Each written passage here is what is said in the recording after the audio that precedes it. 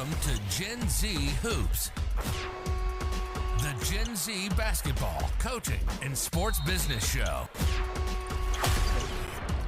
What's going on, guys? Welcome back to another episode of the Gen Z Hoops podcast. Today I'm joined by TV voice of the Atlanta Hawks, Mr. Bob Rathbun. Mr. Rathbun, how you doing today, sir? I'm doing great. Thank you for having me on your show. Oh, no, thank you so much for giving me this opportunity, sir. I really appreciate it. You bet. So I like to jump into our little conversation here. Can you talk a little bit about your connection to the game of basketball? Sure. I started when I was a kid, first as a fan, but then keeping statistics on high school games for our local radio station in the small town I grew up in North Carolina. And we broadcast, every high school game in the city and county. And so we were busy every Tuesday and Friday night. We had a game, and we also did the local college games at Catawba. So had a blast, and that was really my first introduction to basketball on the radio, doing high school and college. Was there ever like one predominant player in like the NBA or even college that like really stood out to you and you were like, I'm a fan of that guy, like that's my guy? We had a great small college player for Catawba when I started. And when I was in high school, he was about 5'8", maybe 5'9", and could fill it up, and was one of the great, back then it was called small college, and it would be considered D2 today. But his name was Dwight Durante. He was just one of the all-time great small college guards in North Carolina, and he averaged well over 30 points a game. There's no three-pointer. And to do it at his size, he became a fan favorite not only of me, but of a lot of people, because he was sort of a latter-day Trae Young in a lot of ways, a smallish guy that could score a ton and made us a very good team. Right. Funny you said Trae Young, mentioned Trae Young there. Trae Young actually does just that. Comes off the pick and roll, can dish it to the corner, gets in his little floater as well, shoot the three. Yeah, it's amazing what he can do in a land of giants. Is pretty incredible, because he's not getting any bigger, and every defense is geared to try to slow him down and stop him. And he still gets it done. Led the league in assists last year, which was the first time a Hawk had ever done that. Averages well over 20 points a game. So he's a remarkable scorer and playmaker. So you've been broadcasting for more than 4 decades, actually. Can you take me back to your very first play-by-play gig and like how you basically fell in love with this craft? Yeah, well, as I mentioned, I started really when I was 12 and got to do a half an inning of a baseball game. So I knew what I wanted to do all along. But what you're speaking of is when I turned 19 and I worked full-time and I went to college full-time.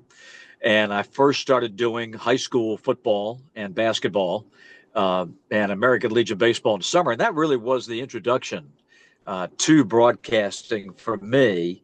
And I knew right away that that's what I wanted to do, because I had been doing keeping the stats and being around the broadcasts from age 12 to 19. So I was quite familiar with it. It was just a matter of the opportunity.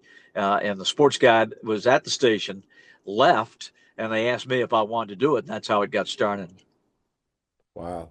So how did your journey basically bring you to Atlanta at the end of the day? And what was it like taking over as the voice of the Atlanta Hawks in 1996? Yeah, it was, I had worked in my hometown, and then I went to work in Virginia. I was there 14 years, radio and TV.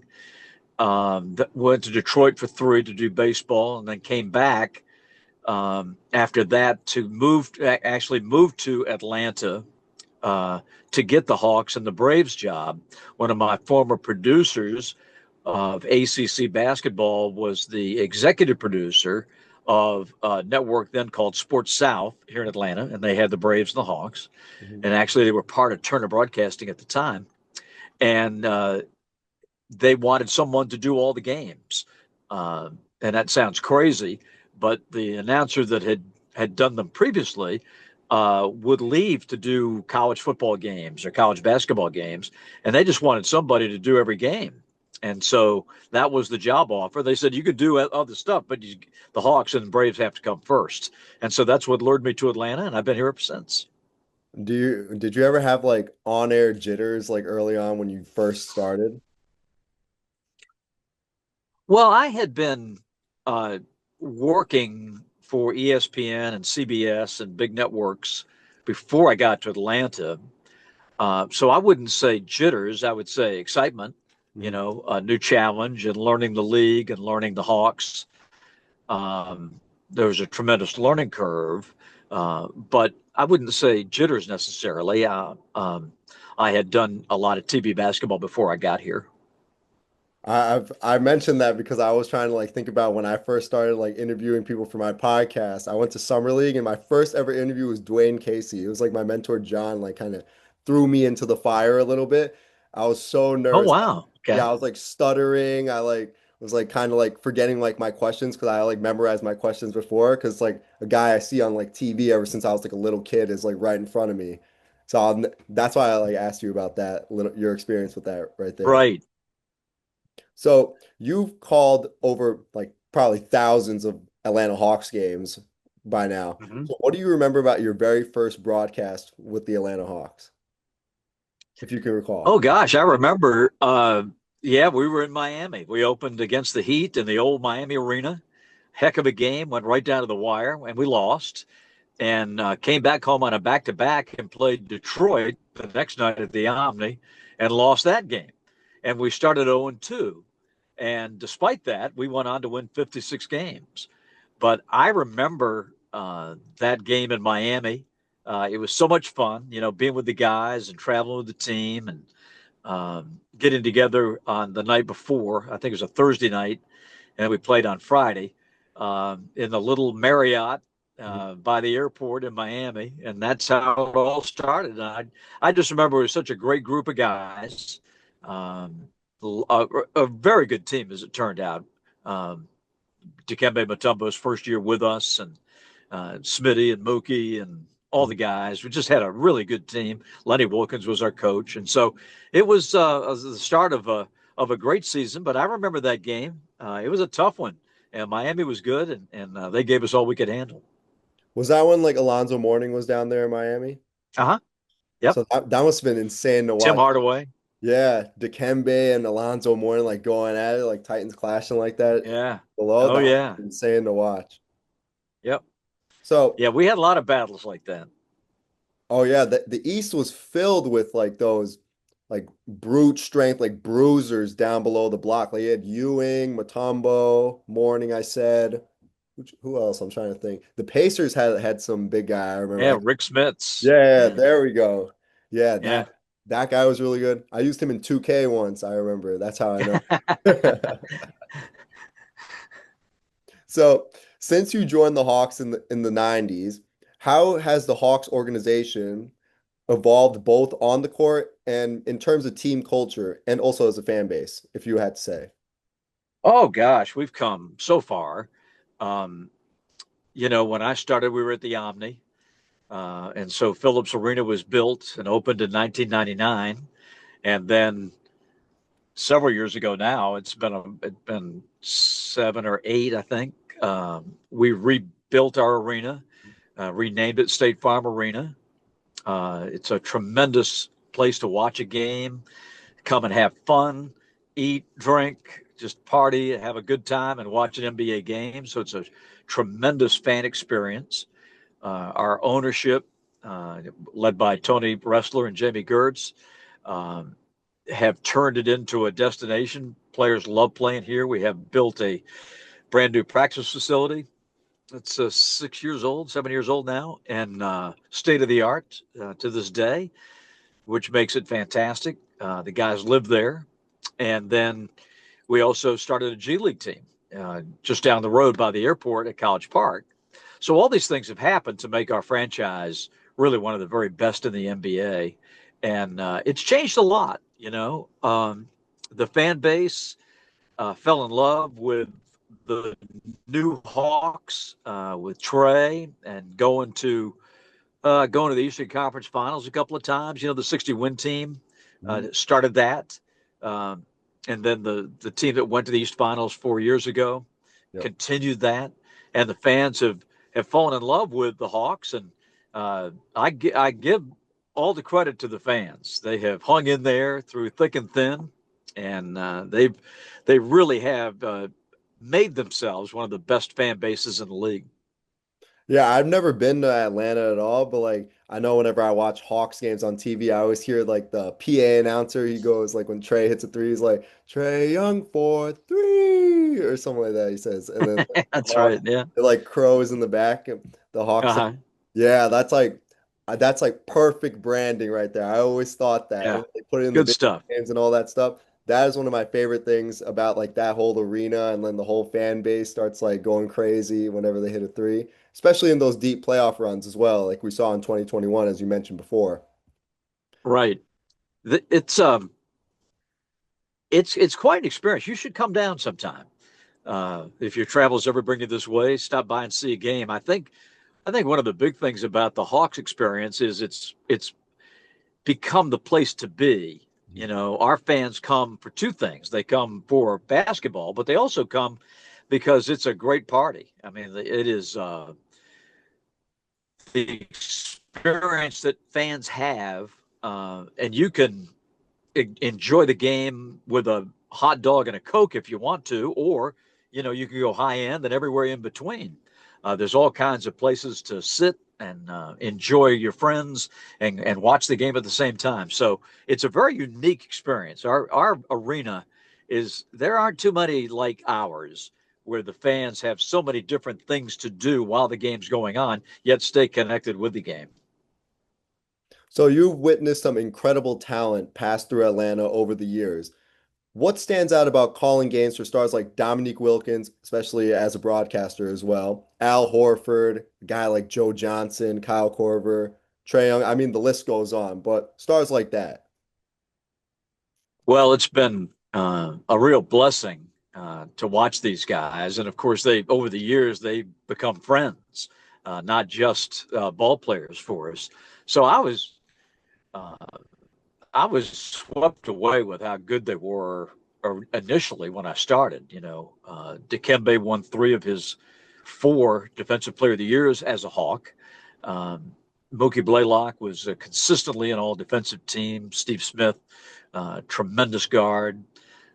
So we really had a lot of great players, as you mentioned. I think Joe Johnson, you mentioned Joe, I think he's one of the most underrated great players Yeah. in league history. He was an 8-time All-Star and all 8 by coaches' selection. And that tells you what the coaches and the people who really know basketball thought of Joe Johnson. He was a 6-time All-Star with us. Just a great, great player. Josh Smith, Al, Korver when he came to us. A lot of these guys that you mentioned, we didn't have them for a long period of time. We did Neek, but most of these guys had been stars elsewhere by the time they finally got to us. Now, Al was one of ours. He spent his first 9 years with us. But a lot of these guys played elsewhere, but they became Hawks and became really cornerstones, if you will, for the success that we had. So I know I don't want to get a little off topic here, but like I'm I'm a big fan of role players in the NBA because I always think if you have a good like set of role players, that can like take you way far into the playoffs and ultimately kind of win Uh-huh. the championship at the end of the day. So if you had to pick your favorite Hawks role player of all time, who would it be? Well, I mean, everybody's a role player. Like, Nick was a role player. His role was to get 30 every night. so, I mean, aside from um, stars, like you so know I them don't guys. know. Yeah, I know what you mean. I mean, we had guys, I think of a guy like Ty Corbin, Mhm. who sort of held that 56-win team together with his defense Right. and the way that he played. Um, I think, oh gosh, some of the great role players that we had. Um, Korver, I think, was in that regard. That just, was such a fantastic shooter. Right. Um, but gosh, we've had so many guys that were sort of jack of all trades, Right. if you will. Um, those are two guys that come to mind immediately, and I'm sure I'm forgetting some great ones. But the big thing about the NBA is that 95% of the league are role players. Right. There's only a handful of superstars, the guys that demand a double team and still score. Right. That's my sort of definition of what a superstar is. Yep. And there's not too many of those. So we've been blessed. We've had a lot of great guys to fit in over the years. A guy that comes to my mind, like when I was growing up, and I remember the Hawks, they played Indiana in the first round of the playoffs in like, I believe that was 2014. A guy that helped like extend that series, Mike Scott. That was one Yeah. guy came to my mind. Shoot the three, was a Yep. bruiser inside, can get those second chance points. He guarded the hell out the ball when David West and those guys were trying to get like those putback opportunities. Yeah, Yep. I was thinking about Mike Scott when I Yeah. picked that. Yeah. He had his best days as a Hawk, no question. So what I know we mentioned that 60-win Hawks team under coached by Mike Budenholzer in the 2014-2015 season.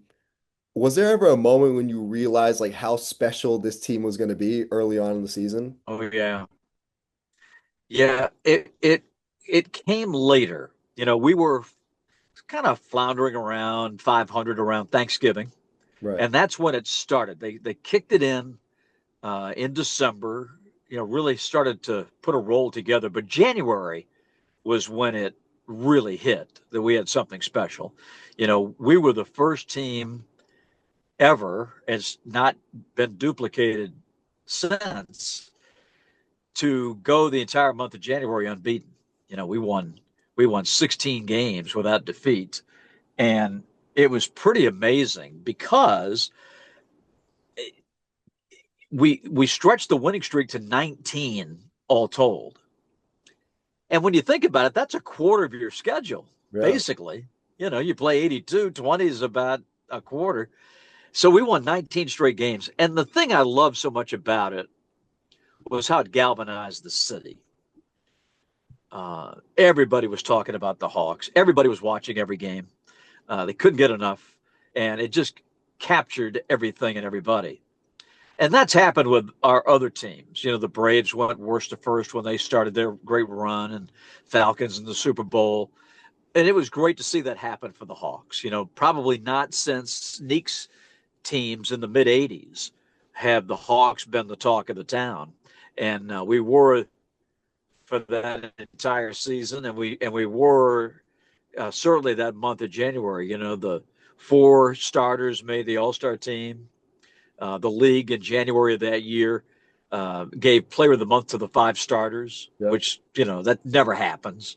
But it just shows you, but we were greater than the sum of our parts, which is what you want. I think, I get the feeling Oklahoma City's that way, and you just have a great team where everybody makes a contribution, fits in, gets along, and wins a ton of games. That team was truly amazing. I can totally agree with you on that note. I remember when the All-Star game was in New York, me and my mom had taken me and we were like all the way up in the nosebleeds because those tickets were like insanely priced. And I remember Right. calling out like the lineups and they're like four out of like four Atlanta Hawks were in that on that Eastern Conference All-Star team. It was Jeff Teague, Al Horford, Paul Millsap, and Kyle Korver. And I remember the whole crowd was literally there just to see Kyle Korver like shoot threes the whole entire day. Right. And Right. I believe he had like Yeah, a he streak. was he was amazing.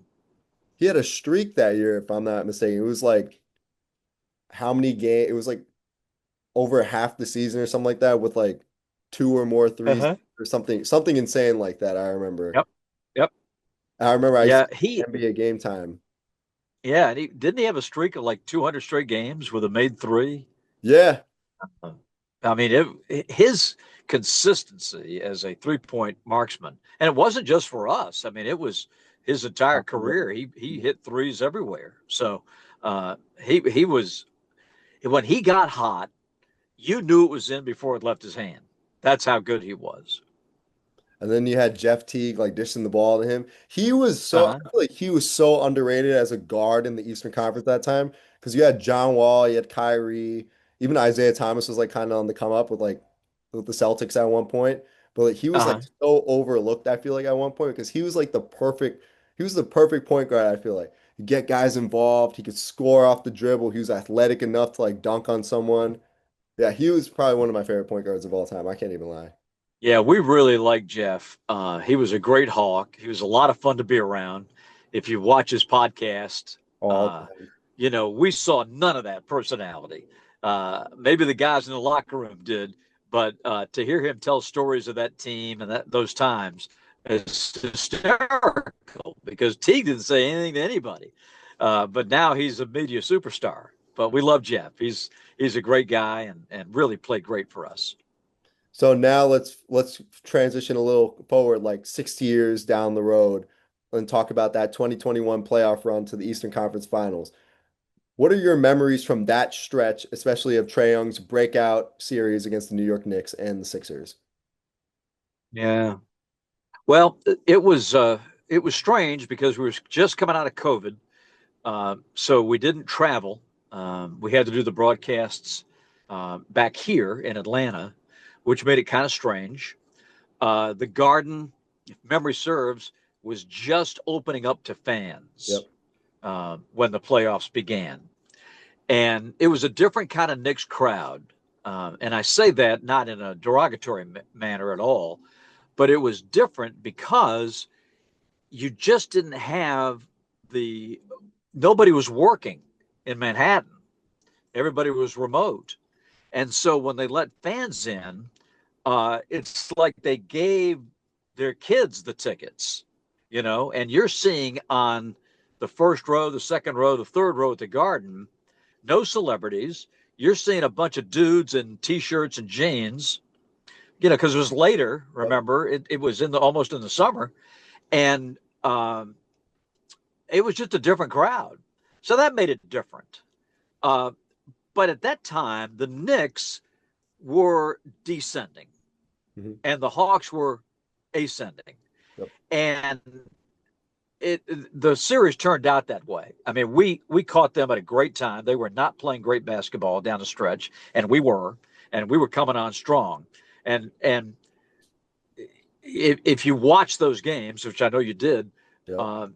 the better team clearly won that series. Mhm. It wasn't even close. I think we beat them in 5 games, Yep. if I'm right, I agree. and they could not stop Trae. I mean, they couldn't stop him.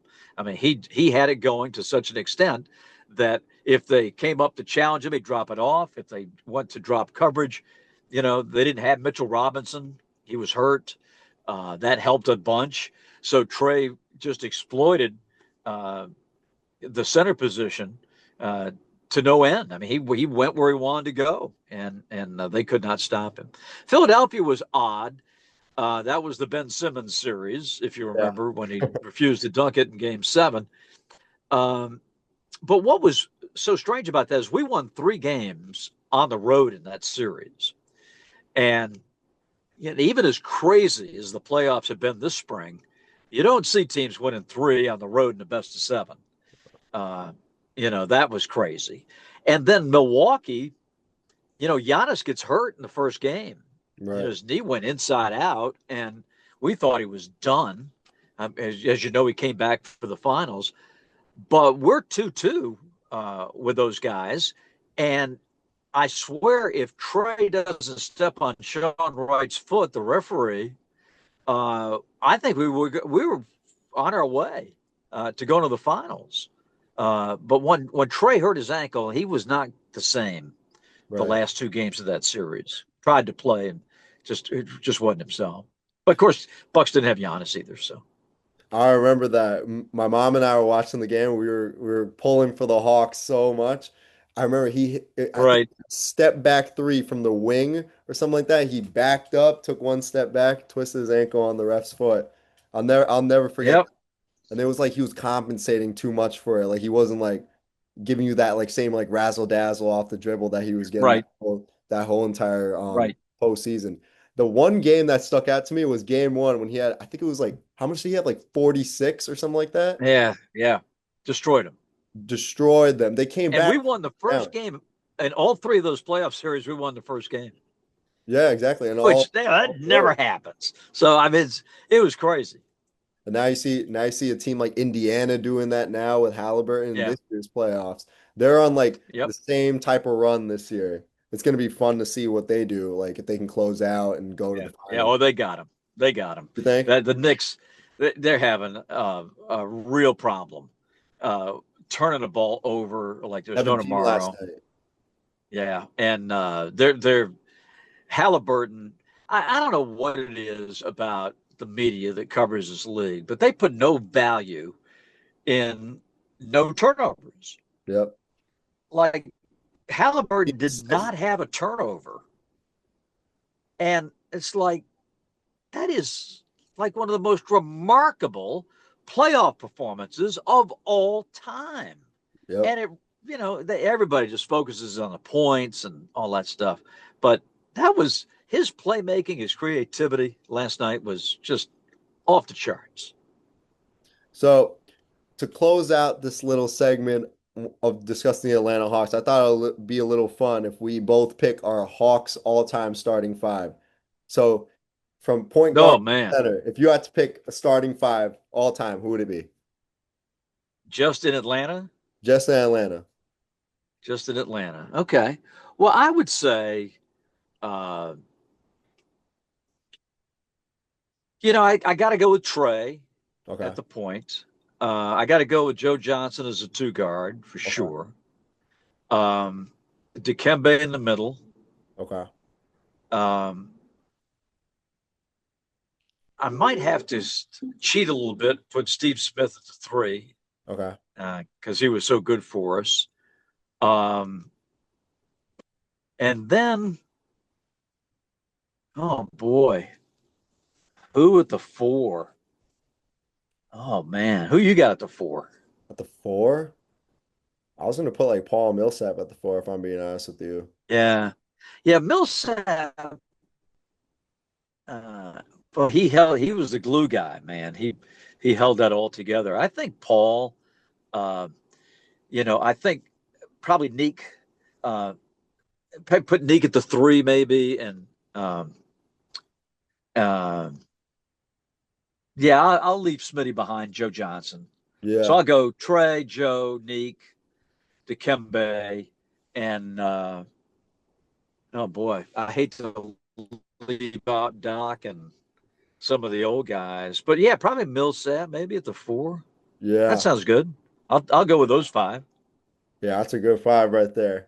I was gonna put Jeff in there at the point. Give Trey my two though. I need a shooter and also another playmaker out there. Right. I don't know. I was gonna go a little smaller than you, if I'm being honest with you. Your team might like dominate mine on like the boards and in the paint. I can't even lie. Put like Josh Smith at my four. And then I gotta put ISO Joe at my three. I would say that. And then I'll probably no Neek. No, I need that offense. You know what I mean? Like he's one of the greatest scorers in the history of the game. I know, but ISO Joe was different. There's something about he wasn't better than Neek. He wasn't better than Neek. There's something about why me and Joe Johnson, like he wasn't athletic at all, but all finesse. Like he can get to his spot, the handle on that guy. Also, we had Brooklyn Nets season passes like 1 year, so I just got to like watch that guy every single Oh yeah, great player. week. I kind of have like a soft spot in my heart for Joe Johnson. And great player. I don't even know who would I put in my center. Al? I don't know. Al. Who else? Who else played center? I'm trying to think. Clint? No, I don't want Clint. Dikembe. You took Dikembe already. I can't steal more. Oh, you want somebody else? I'll go with Al. Al was here 9 years. I'll take Al. Okay. Those are pretty good picks. I can't even lie. Yeah. Your team would cream mine though. So now let's talk about your preparation process for an NBA broadcast. How do you stay sharp with stats, storylines, and basically trends over an 82-game season? Well, thank you for the compliment. First of all, I think when you do what you love, it makes it kind of easy. I'm so into this. I love the preparation. To me, is the fun of it, other than just the actual call of the game. But I like learning the players. There's 450 of them in the NBA, not counting the two ways, and I like to research them and find out their stories, not just the Hawks players, but everybody in the league. And it kind of is what keeps you going. I'd love talking basketball with the coaches and meeting all the players and stuff. So it's very easy for me. I think one thing that I've found is that in talking to the coaches and players, you get great stories back from them, and then you can go research it from there and fill in all the blanks. So that part of it I have enjoyed thoroughly. So over your tenure of calling games and broadcast moments, do you have a favorite call that you've had from your time in Atlanta? Maybe like a buzzer beater or like a playoff thriller, like one that kind of gives you chills when you like look back at it. Yeah. No, I wouldn't say. Um, I mean, there have been specific games for sure, but I go back to that 19 game winning streak as my favorite stretch of games. Now, beating Golden State in the middle of that streak, was pretty special. Um, we beat them at home. It was the number one rated program in Atlanta that night in all of television, not just sports. And so the whole town was watching. So I think to me, that was as much fun as I've ever had doing the games, for sure. So you created the Hawks Speakers Bureau and are also a professional keynote speaker. What basically motivated you to share your story just beyond broadcasting? Well, I've gotten over the years so many requests from broadcast students and college and high school wanting to get into the business. And I said, well, you know what? Why don't I just, you know, put something together? So I wrote a book called Fast Forward Winter, which is sort of a step-by-step guide, basically what I did, my story, and how it happened for me. And then for the Hawks, we get so many speaking requests from businesses and youth groups and basketball camps and stuff like that. So we just needed somebody to kind of get it all organized and together. So I was more than happy to do that, and I still do that. I still handle all of our public speaking, you know, for the team, and that brings me great joy because it's great to get out in the community and talk to people about the Hawks. So you mentioned giving advice. So what advice do you offer to young professionals looking to break into sports media, especially those aiming to jump into those play-by-play roles? Well, I would say it's a profession that you can't learn in the classroom. That's number one. You've got to get out there and do it. And by doing it, I'm talking about just grabbing a microphone and your computer or holding your phone or whatever and sit in the stands and call the game and then go back and listen to it and see how you did. And try to get as much experience under your belt as you can. The two things I think that will help anyone in business, but particularly in broadcasting, is you got to learn how to speak well and you got to learn how to write well. I think the writing discipline will help you formulate your thoughts because when you're doing play by play, there's no script. Right. You got to come up with all that on your own. And I think the more you think in sentences and complete sentences will help you tell the story of that game better than just kind of winging it with sentence fragments and stuff like that. So I think the discipline of writing will really help you uh, become a better broadcaster. And then once you do it for a while, get somebody to watch it. It could be if you're in school, obviously a teacher, a professor, what have you, and see what they think. I think there's a lot that you kind of miss when you're doing it, that when you look back at it with an air check, you say, ooh, I wish I would have said that better. Or, I wish I could do that over, stuff like that. But the more you do it and the more you look at it, and go back and say, well, the next time I'll do it this way.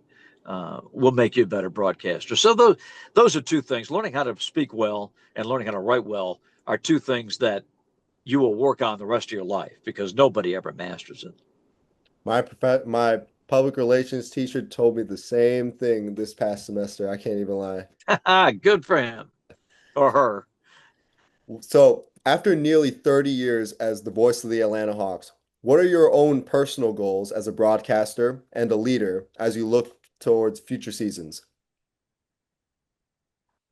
Well, I think it's a sense of gratitude, for one thing. Anybody that sits in a chair like this for this long has got a lot of people behind them supporting them.